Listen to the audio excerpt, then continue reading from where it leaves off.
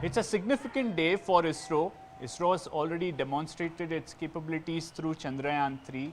Aditya L1 was another crucial mission that ISRO launched last year, and now we've come to the point where we start getting the kind of scientific details that Aditya L1 everyone has been anticipating. Joining us, Mr. Dr. Guruprasad. He's the director of Jawaharlal Nehru Planetarium here in Bengaluru. Sir, it's a momentous occasion and also something that the scientists have been waiting for the last few months to look at what kind of data comes in from Aditya L1. What are you expecting, sir? You see, as a seasoned science writer, I would say it is a very exciting time indeed, in fact. Because, Aditya L1, as you remember, was launched on September 2nd, 2023 on board PSLV. Of course, that is the workhorse launch vehicle of India, and it did its work very well. And in the past 4 months, the work which has been done by ISRO has been very, very systematic, in fact. That makes you to be more optimistic. Though it was a very challenging mission, but look at the other challenging mission which was accomplished so well, Chandrayaan-3. Yes. Actually, it has been a hat-trick recently. Yes. See, first Chandrayaan-3, then the launch of Aditya, and almost it is nearing its destination. And third thing is launch of Exposat. Yes. So the thing is, all the three till now they have gone extremely well. Chandrayaan mission is completed, but it did what it was supposed to do. Yes. So that makes you look at the way in which ISRO does the work in a systematic way. That makes us more optimistic about this mission also. It is a momentous day, as you mentioned, because in 4 months the spacecraft has traveled about 1.5 kilometers, the straight line distance, but it might have traveled more actually. Look at the model here. It depicts very well. Earth is there. The PSLV launched it into a preliminary orbit, that less elliptical one, and after that the orbital height got increased. The orbit became more and more elongated, okay? More and more elongated. And having been more elongated, later the orbit was changed to a trajectory, we would say. Yes. That is an open one, a path for a car in a layman's language. Yes. It started proceeding towards its final destination, which is L1 Lagrangian point. For some time it was in the Earth's sphere of influence, then it left and traveled in deep space. A straight line distance of about 1.5 million kilometers it has traveled, and now almost let us say it is nearing its destination, and this is supposed to be the point, L1 Lagrangian point. Yes. And around that point there is a special orbit called as halo orbit. Yes, yes. If you put that spacecraft into that halo orbit, okay, you can manage it very well there, okay, without much fuel expenditure. You can look at the sun 24 hours a day, 365 days a week, without any interruption, without any eclipse. You can do that. But let me tell you one thing, the actual distance between the spacecraft and the Earth is here. Yes. The spacecraft at L1 Lagrangian point, halo orbit, is here. This is 15 lakh kilometers, that is 1.5 million kilometers. Yes.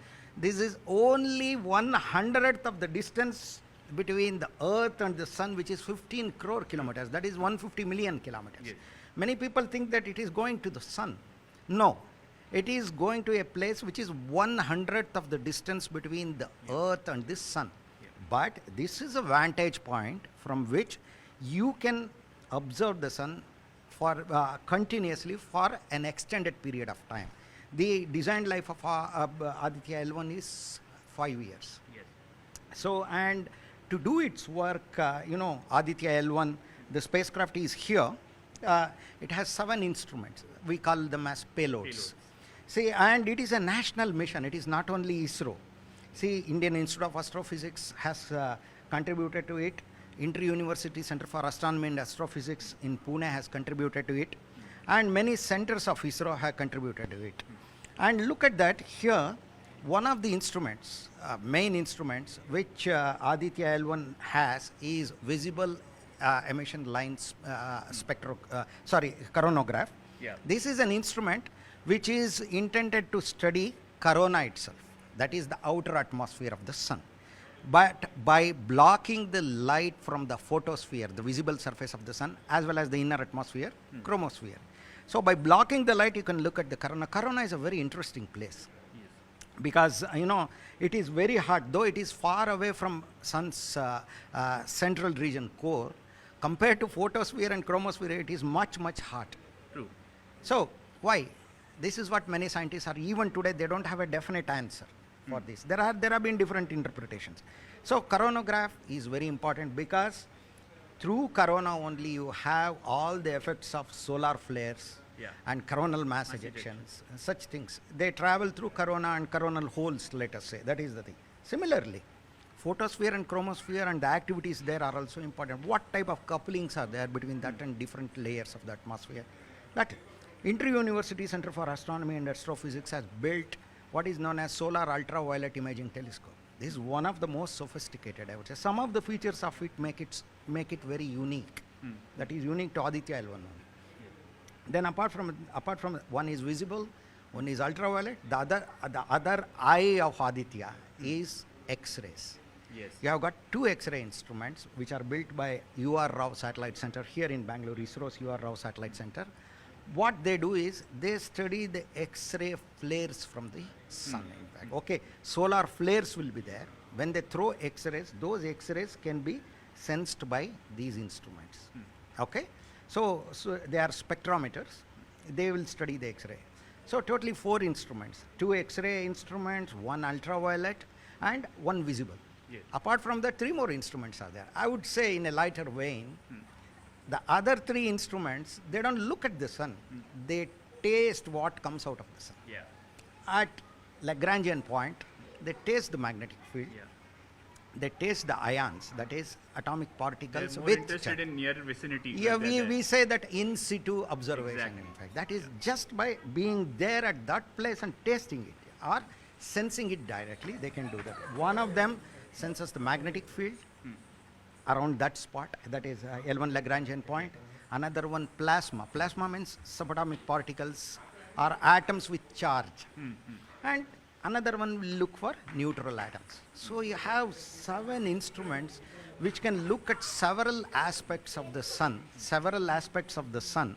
and to get a detailed understanding of the sun. This is unique to Aditya. And let me tell you one thing. Whatever information Aditya collects, Aditya garners, that will not be only for India, I am sure about it. Yes. Look at ISRO, what it has done. You take Chandrayaan 1, Chandrayaan 2, Chandrayaan 3, Mangalyaan, or Mars Orbiter mission, AstroSat. Look at that, Megatropics, such missions, whatever science data they have provided, it has been thrown open to the scientific community of the world at large. Yes. So it is like Vasudhaiva Kutumbakam, whatever we say. That is a realization of that. Okay. So this kind of spacecraft, whatever information it collects or whatever observations it does, it will be for sensing some of the activities of the sun which are not visible to us. So since you mentioned about the information, one thing that we were told by other scientists also, including from the Indian Institute of Astrophysics, is that yes, NASA and ESA had a mission in 1995, but this is much more advanced than that. This one sends a photograph every 1 minute. I think the ESA mission was sending one every 15 minutes. The kind of data that we're looking at is huge then. Definitely. See, what I would say is each spacecraft, I would not say this is good and compared to that ours is good or the another thing is good. Instead of comparing it like that, I would say all these space science missions, many of them are complementary.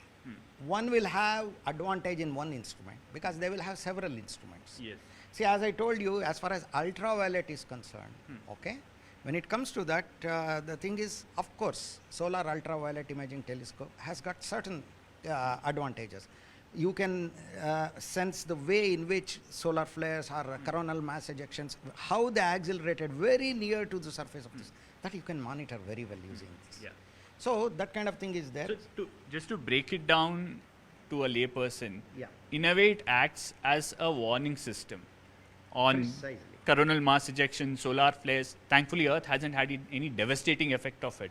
We've had instances in the recent but nothing that has caused immense damage, either to communication or otherwise. Yeah, there have been instances when there were temporary dislocation of, let us say, temporary, what can I say, disturbance to radio communications. Yes. Especially sun's anger is getting more and more pronounced because the maximum will be around. Let me be cautious. Around 2025 solar maximum. So when it is tending towards that, solar flares, sunspots, coronal mass ejections, X-ray flares, all these things go on increasing. They are increasing day by day. Okay, as you said, yes, this is a forewarning system. If you can understand what is happening to the sun and how it gives, such things give rise to some of the things like, coronal mass ejections or the effects of solar flares or magnetic field fluctuations, this kind of thing, if you can connect them in some way and give a forewarning of that, that would be the greatest thing for humanity. And I'm sure that Aditya L1 is intended for that. Sun has been studied for quite some time since telescope was invented in 17th century and Galileo used it effectively. Sun has been studied, but modern world, which relies on electricity a lot, satellites a lot, radio communication a lot, so it has to be more vigilant towards the sun, because some of the activities of the sun over a period of 11 years, every 11 years, they tend to increase, and at that time the effects of the sun's anger may reflect in certain discomfort, things which are of discomfort to the modern civilization. True. So from that point of view, to give a forewarning, like our meteorological satellites or weather satellites, look at the cyclones and give forewarning, like that. Ultimately, these kind of spacecraft are intended for that. Already 4 spacecraft are there in L1 Lagrangian point. This is the 5th one which is going. But anyway, this is a purely Indian spacecraft. And as I told you, one of the instruments at least, it has got its uniqueness. Absolutely. Sir, as you rightly mentioned, ISRO has had a successful ExpoSat. Now Aditya L1, we are gearing up for NISAR, a joint venture with NASA. Yeah. And then perhaps Gaganyaan later on.